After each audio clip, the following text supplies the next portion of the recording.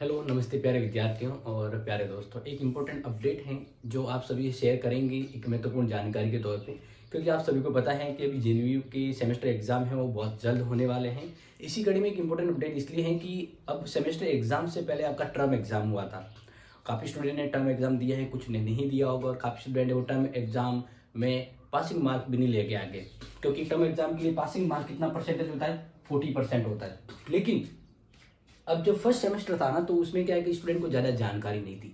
तो जानकारी नहीं थी तो इसलिए पहले तो ये सिस्टम था कि आपको टर्म टेस्ट के अंदर और सेमेस्टर में दोनों में 40% लाना जरूरी है पास होने के लिए।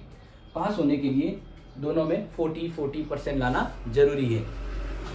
लेकिन अगर अब देखा जाए तो विवि की बैठक यानी विश्वविद्यालय की जो बैठक हुई प्रमुख की, उन्होंने कहा कि भाई फर्स्ट सेमेस्टर में हम इनकी बाध्यता में छूट दे देते हैं कि मिड टर्म एग्जाम में अलग से ध्यान रख लीजिएगा, अलग से, क्योंकि एक हुआ था, एक हम यही बात करें कि अलग से पास की बाध्यता हटाई। यानी कहने का मतलब है फर्स्ट सेमेस्टर के अंतर्गत आपका टर्म टेस्ट हुआ है, आपके पासिंग मार्क नंबर नहीं आए हैं, कोई बात नहीं, इस बार आपको मतलब कह सकते हैं कि रियायत दी गई है, राहत दी गई है कि फर्स्ट सेमेस्टर में अगर कोई टर्म टेस्ट में उतरी नहीं है फिर भी वो एग्जाम फॉर्म भर सकता है और यूनिवर्सिटी वाले उसके एग्जाम फॉर्म की हार्ड कॉपी लेंगे, ये आदेश है।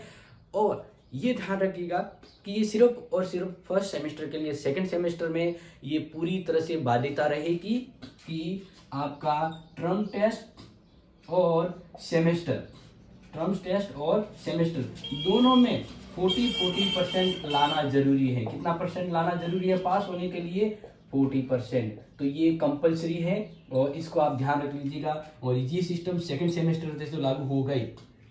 फर्स्ट सेमेस्टर में जानकारी न होने की वजह से छूट दी गई है कि आप बिल्कुल ऐसा कर सकते हैं। तो प्लीज़ प्यारे विद्यार्थियों इसको ध्यान देंगे और दोबारा टर्म टेस्ट को इम्पोर्टेंट मानते हुए अपने एग्जाम देंगे। इस बार तो यूनिवर्सिटी ने राहत दी है कि अगर आप टर्म टेस्ट में फेल भी है कोई बात नहीं, आप सेमेस्टर एग्जाम दीजिए, आपका फॉर्म जमा होगा। लेकिन सेकंड सेमेस्टर में ऐसा नहीं होगा, आपको टर्म टेस्ट भी देना होगा, पास भी होना होगा और इसी अकॉर्डिंग आप सेकंड सेमेस्टर का एग्जाम फॉर्म दे पाएंगे।